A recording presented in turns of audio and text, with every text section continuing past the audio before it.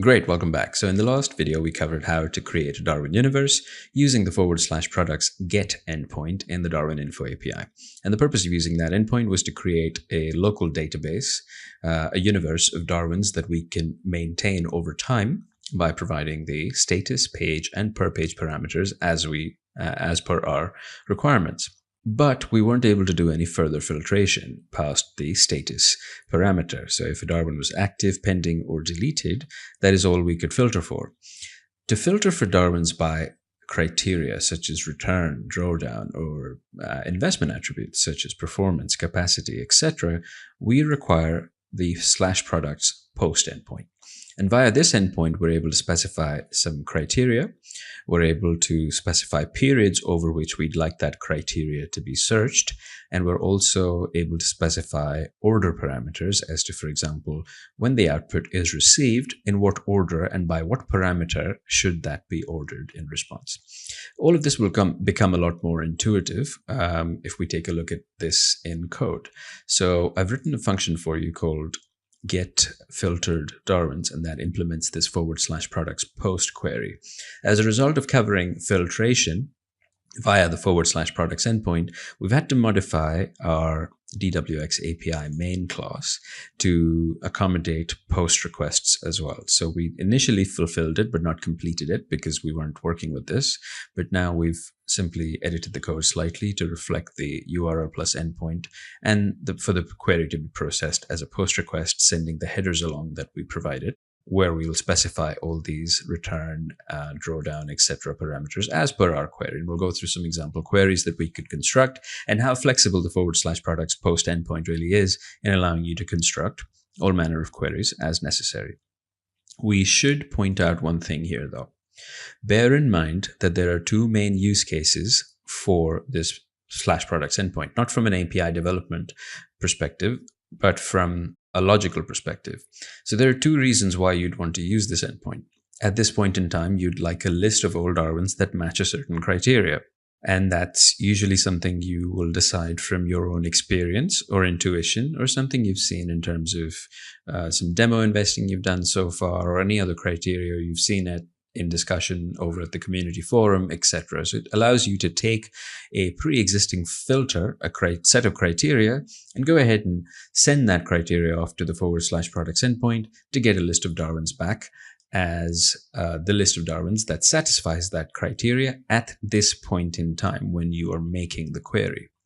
However, from a backtesting perspective, you can't use the /products endpoint to conduct a meaningful backtest, because in a backtest, you are not at this very moment in time when you're executing the query. Over the time steps in your backtest, let's say you have a backtest that has tens of Darwins in it, and you're backtesting since 2016 onwards up until now. The query you're making is at this point in time. For instance, 2019, May the 30th, 2:48 p.m. And hence your list of Darwins may not be valid throughout time from the very beginning, because the Darwins that may fall into your criteria at this point in time may not have existed at that point in time in the past, or they could have existed but had a different set of criteria. And had you run this /products query back then, that same Darwin would not have been in your filter, in the output of your filter. So it must be clear when and how you use the /products endpoint.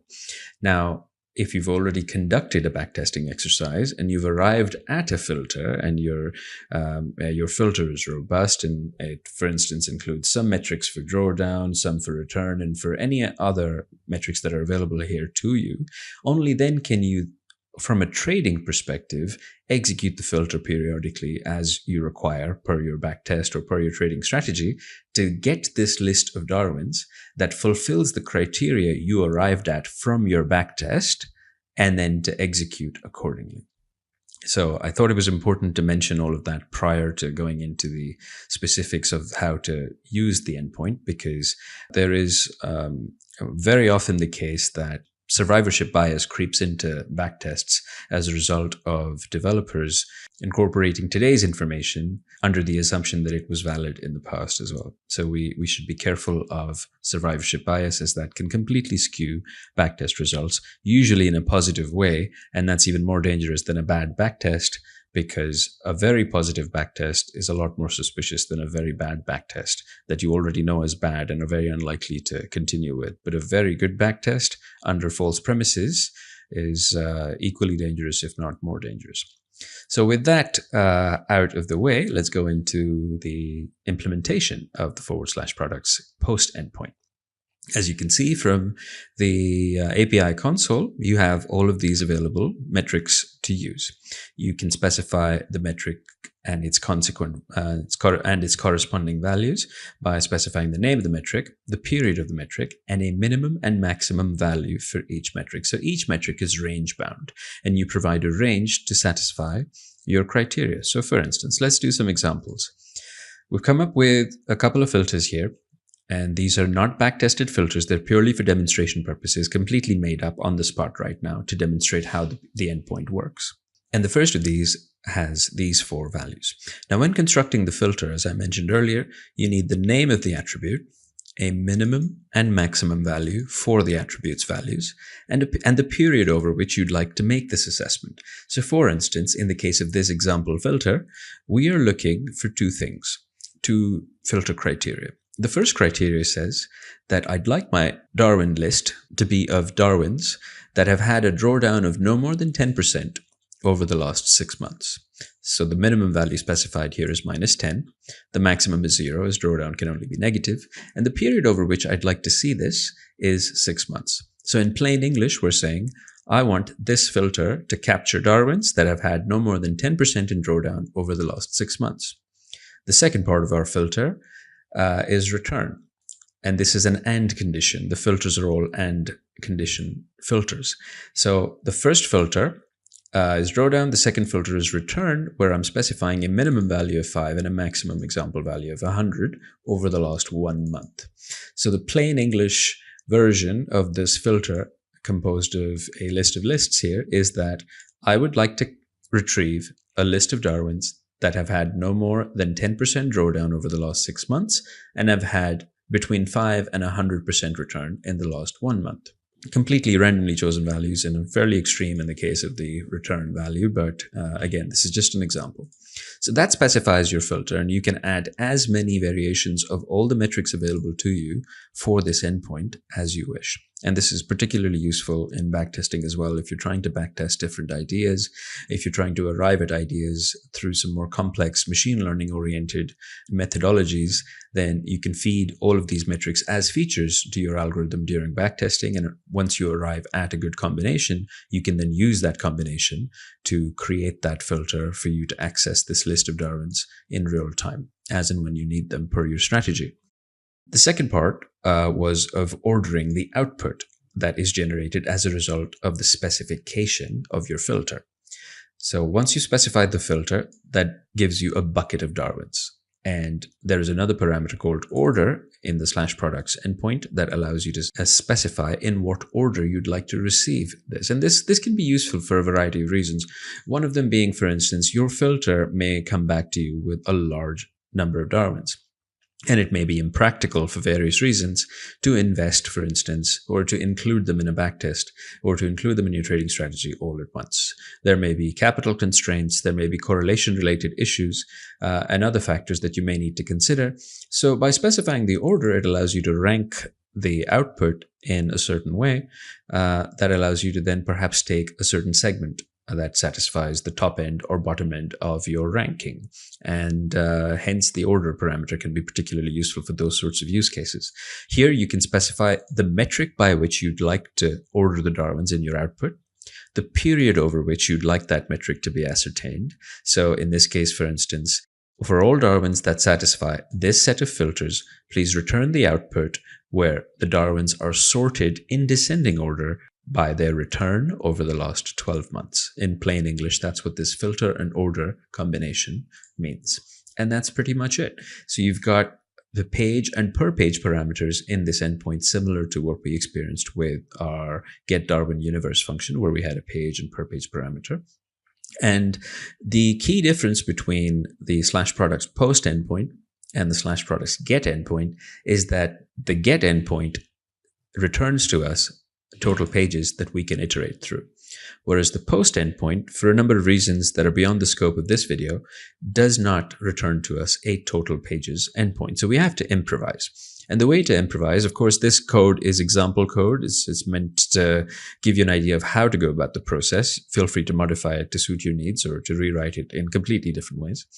The total pages, since they aren't provided, we need to keep iterating through calls if we wish to download the entire list of Darwins until we have no more Darwins being sent back by the endpoint. So it's a simple case of incrementing the page number internally and checking for the length of the output. That's one of the ways, is to check for the length of the output when it's returned. If you receive no output to a query that has a page number that the API endpoint could not find any data for, that's when we exit the loop and we simply concatenate all our outputs together and produce one data frame that has all of our outputs sorted by the order that we specified in our query, containing all the Darwins that satisfy the filters we specified in our query. And so that's it. The code's been written for you to give you an example of how to go about it, and we will upload this code to GitHub as usual after producing this video. So let's go ahead and do some examples here, run those examples that we have in the commented section up here. Firstly, we will create ourselves an InfoAPI object as we have in previous tutorials to go about things from scratch. And we'll obviously arrive at the same output later on, but we may have a different output since we're going to execute two queries separately and my tests were slightly different. So now that we have our InfoAPI object, we'll say, let's call this query 1. And this query 1's output will be obtained by executing this first example. So we'll copy that over here. We're going to execute a filter that has the drawdown and return parameters in it, specified with its minimum and maximum values, the periods over which we'd like the assessment to be made, and the order metric, time frame, and physical order that we'd like it to be returned in. Starting at page 0, getting 50 Darwins per page, these 50 Darwins satisfying the query, and exiting once we have all the Darwins that satisfy this query, having iterated through all available Darwins. So we execute this query and the script goes away and finds that we have 0, 1, 2, so that's 3 pages worth of up to 50 Darwins that have been returned. And if we take a look at the output here that's been converted into a data frame towards the end, we're going to see something like this. So we'll do a head here. We'll find the first 50. Query 1.head50 will return to us the first 50 Darwins in our list. And if you'd like to confirm that the API is returning the query as you'd have seen it on the platform, then we can do that too. So let's take a look at the second query, and then we'll go to the platform where we can set up these physical filters there and test that our outputs match up with the outputs that the platform returns. So let's execute the second query here, which does not involve return or drawdown in this case. And these are just two, return and drawdown are two of several that you can use. Number of investors, trades, trader equity, return drawdown, divergence, etc., and each and every available investment attribute as well.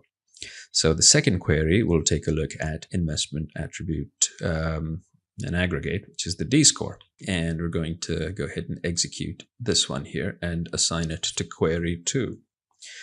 Once we've executed this query, then this will go away and find all the pages that satisfy this query. We have looked for all Darwins with a D-score of between 50 and 100. With the period of assessment for investment attributes, you have to specify actual. And this goes back to the conversation we had earlier that because you are executing this query at this point in time, you cannot get historic value out of the query. So your results are only valid for the filter going back through your specification at this point in time. For backtests, you would need the full histories of scores and quotes, as we've discussed how to obtain in previous videos. So let's see what this query's return looks like. We'll take a look at the first 50 again, as we saw earlier. In fact, let's take a look at the first 10 of each so we can compare conveniently with the platform where we'll go now.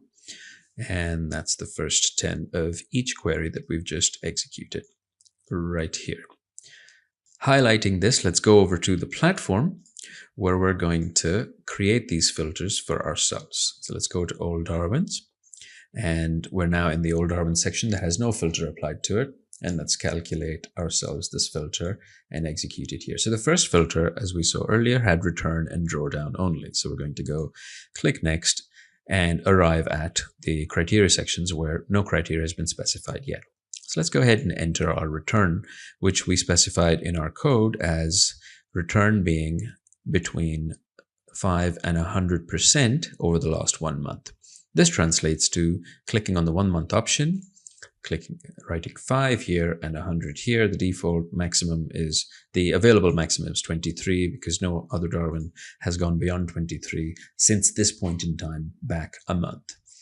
We click OK. So that's our first filter applied. The second filter said that our Darwin should not have had more than 10% drawdown over the last 6-month period. So to translate this to the filter here, we go over to 6 months, we enter -10 as our minimum value and 0, of course, as our up to value because drawdown is a negative quantity. And we click OK. This returns to us the results of this output. We're not done yet because the last thing we need to look at is the order that we specified. We specified an order that should be by return over the last 12 months in descending order. So going back to the platform here, we sort by return firstly, so that it's in descending order, starting with the largest first, and then we change our output over here to last year because our query specified 12 months. And this now gives you the list of Darwins as we saw in our output via the API. So the outputs here, let's go back to them to see them more clearly. The outputs that we saw as a result of our queries contained BLN, ODE, XUS, ZPS, and so on and so forth for the first 10 in response to the return and drawdown query. The outputs here are BLN, ODE, XUX, ZPS, so on and so forth, matching our output query. The output query has a lot of Darwins in it. Feel free to go through each of them, but the outputs are exactly the same for the reasons that we have specified the exact same query on the platform as we have via the API. Same is the case for the D-score parameter that we selected here and provided a minimum and maximum of 50 and 100, again ordered by 12 months in return, using return as the metric of ordering. So let's go and change our criteria here, remove the return and drawdown criteria, and add a new criteria that relies on D-score this time. We find the D-score attribute, click on apply. Next, we click on D-score.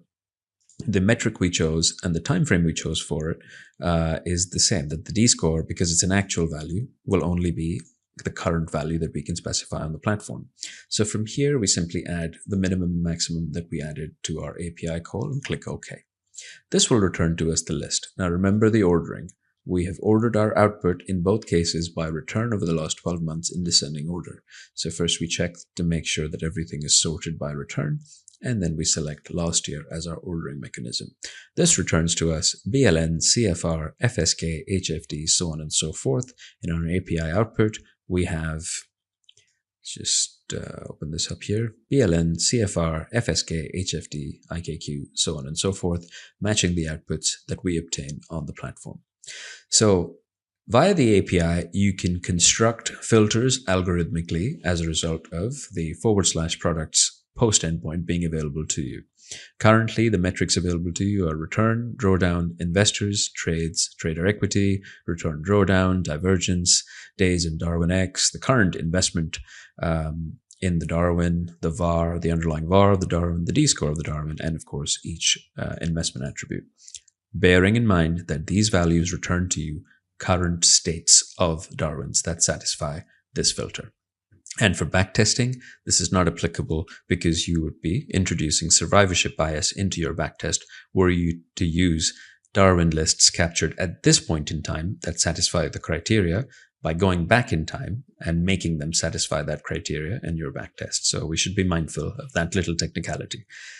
And that's it. So as always, We're going to share this code with you to give you an idea, or feel free to use it as is or modify it to suit your needs. But this is essentially how we go about implementing the /products post endpoint. And we've done a comparison between the outputs of the API and the outputs we find on the investor platform as well. By doing this, we've established that it is possible to now algorithmically generate filters via the Darwin API. And if you've done any backtests or in the process of backtesting, rest assured that the filters that you arrive at as a result of your backtest are possible to employ via the /products endpoint, generating those for you in real time per your filter and order criteria. We'll cover backtesting in a lot more detail in a future tutorial, as it's quite involved, can get quite extensive, and requires quite a few things to be carefully looked at prior to going ahead and believing the results of a backtest. So we'll get to that in a future tutorial. And until then, we'll implement further functionality in the DarwinInfoAPI to extract some additional metrics and attributes, historic as well as current. And once we're done with that, we'll get to the backtesting and paper trading sections of this series. As always, if you enjoyed this presentation, please do consider sharing it with your social networks, colleagues, co-workers, and friends. And do subscribe to the Darwinex YouTube channel so you remain up to date with all future videos that will be released in this series and other topics discussed on Darwinex. Thank you very much for your attention. See you next time.